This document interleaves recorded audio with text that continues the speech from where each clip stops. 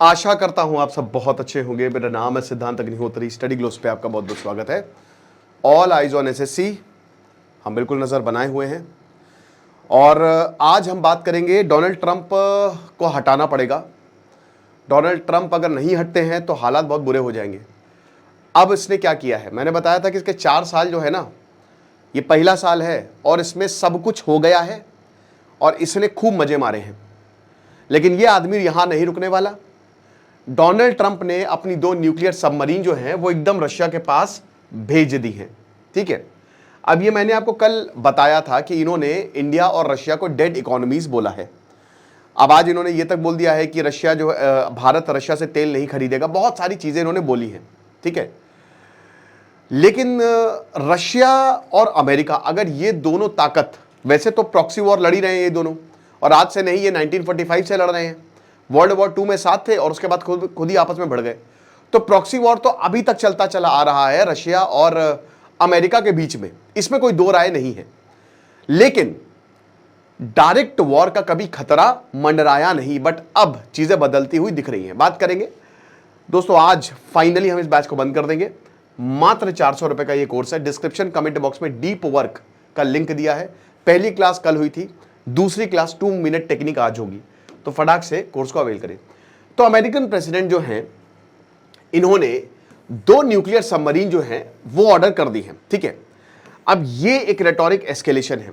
बताया गया है कि सिक्योरिटी एनालिस्ट बोल रहे हैं कि ये मिलिट्री वर नहीं है। ये ऐसा नहीं है कि ये सिर्फ वही है कि बातचीत, जैसे अब आपने बोल दिया कि बेटा तुझको देख लेंगे, तो तुम अपने साथ बहुत सारे गैंग को लेके पहुंच गए, हवा उड़ाई थाडी रे मेरी सनी देओल सी बाडी रे, आ जाओ बेटा।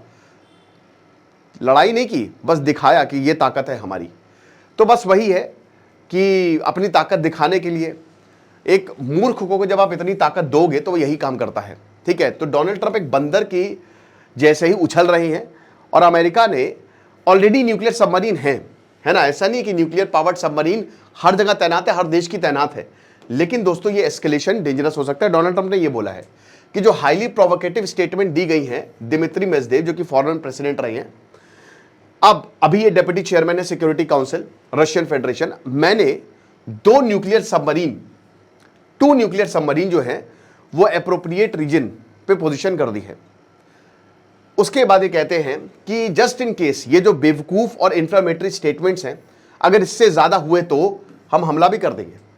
यहां तक ये बोला है कि अगर ये स्टेटमेंट इससे ज्यादा हुए, रेटोरिक है, तो हमला भी कर देंगे।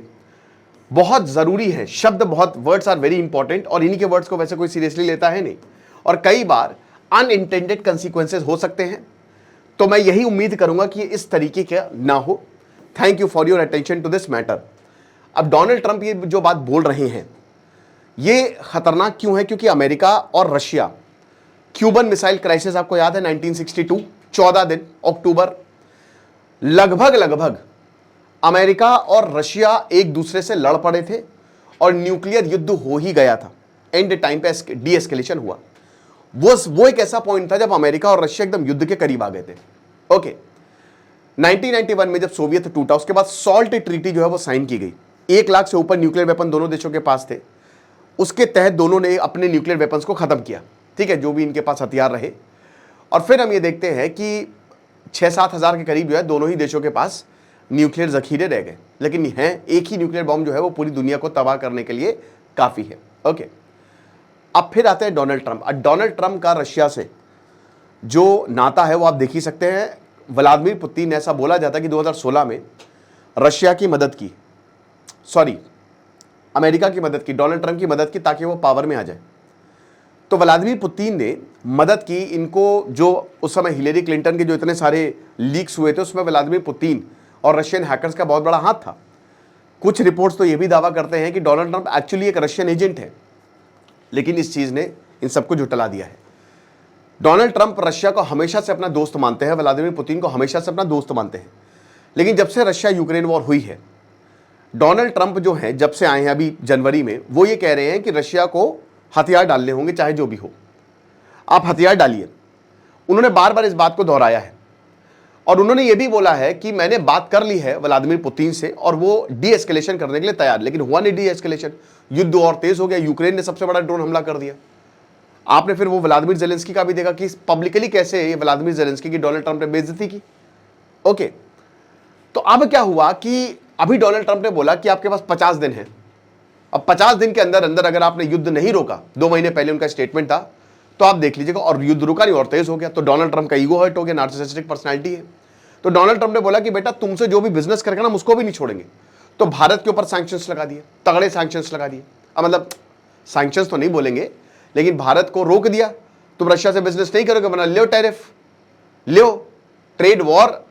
हमेशा याद रखिएगा, एक फुल फ्लेजेड वॉर शुरुआत उसकी ट्रेड वॉर से ही होती है। तो भारत के साथ कोई ट्रेड वॉर तो नहीं है, लेकिन डोनाल्ड ट्रंप ने बोला कि हमने टैरिफ लगा दिया है, और रशिया बोल रहा है कि जो करना है करते रहो, हमको तो वैसे भी कोई फर्क नहीं पड़ रहा है। अजीब बात यह है कि रशिया जिस पोजीशन में 3 साल पहले खड़ा था, दुनिया की सारी इकोनॉमी उसी पोजीशन पर खड़ी हुई है। वही खतरा जो है सब पे मंडरा रहा है डोनाल्ड ट्रंप के आने के बाद।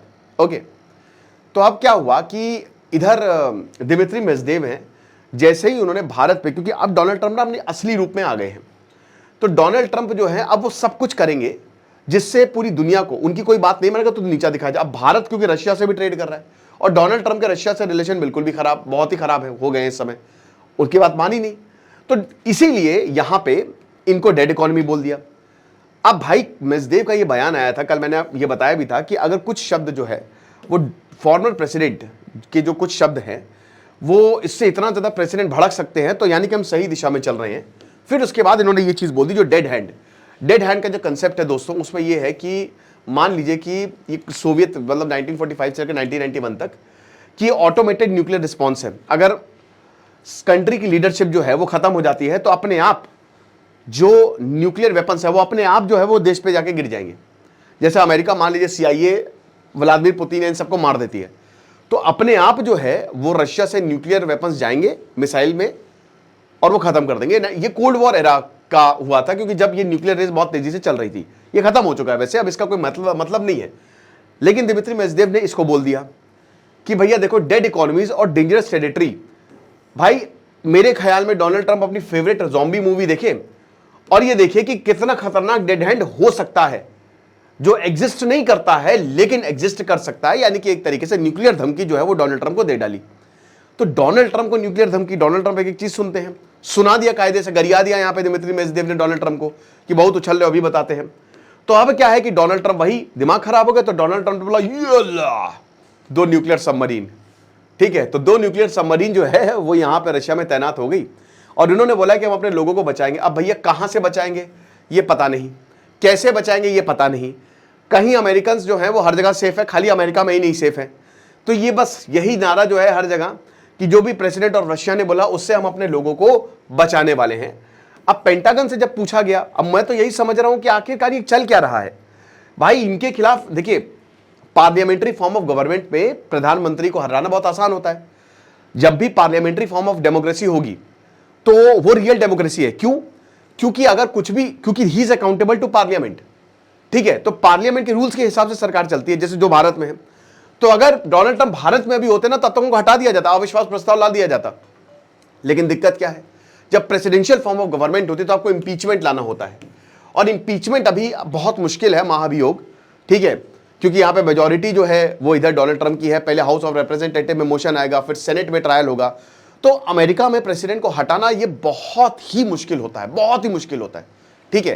तो इसीलिए अभी डोनाल्ड ट्रंप जो है उछल्ले मिड टर्म इलेक्शन के बाद नहीं शांत हो जाएंगे, क्योंकि तब इनके पास मेजॉरिटी रहेगी नहीं, और वो अगले साल है। लेकिन हो सकता है कि अगले साल तक ये कुछ बहुत बड़ा कर दे।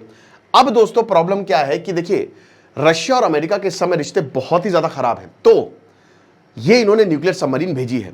अब अगर व्लादिमीर पुतिन ने भी कुछ ऐसा कर दिया, जो बहुत ज्यादा पॉसिबिलिटी है कि रशिया कर देगा, क्योंकि उसको किसी की नहीं पड़ी है भाई। और रशिया तो सबसे ज्यादा खुश है इस समय कि चाइना और भारत साथ में आ जाएंगे। लो, बहुत अमेरिका के पास जा रहे थे ना, नॉन अलाइनमेंट, देख लो। और अमेरिका कितनी बड़ी गलती कर रहा है उसको यही नहीं पता। अब कौन सी लोकेशन है, कहां पे सबमरीन है, पता नहीं, वी डोंट नो। लेकिन अगर व्लादिमीर पुतिन कुछ ऐसा काम कर देते हैं तो ये बहुत बड़ी प्रॉब्लम हो जाएगी, और फिर ये चीजें बहुत ज्यादा एस्केलेट कर सकती हैं, क्योंकि सबसे पावरफुल इकोनॉमी जो है वो युद्ध में आएंगी। फिर नोबेल प्राइज की बत्ती बना लो, क्योंकि कुछ होना नहीं, दोनों ही मर जाएंगे। देखेंगे क्या होता है। आपको क्या लगता है मुझे कमेंट बॉक्स में जरूर बताइएगा। बाकी आप हमारे कोर्स को अवेल करें, डिस्क्रिप्शन कमेंट बॉक्स में लिंक है। Thank you so much.